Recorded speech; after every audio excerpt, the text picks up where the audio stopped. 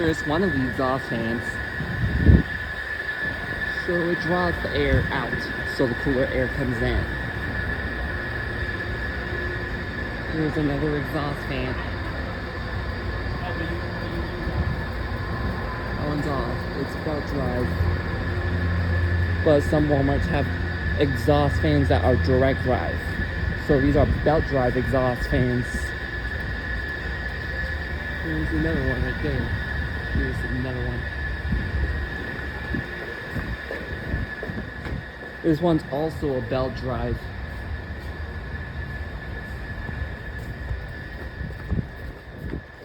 This one's also turned off.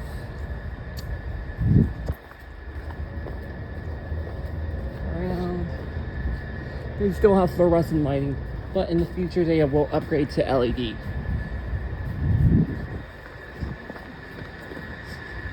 They're not powerful like Walmart in Florida. So there's one right here that are on, and this one too. So that's it for the video. Subscribe me and leave me a comment.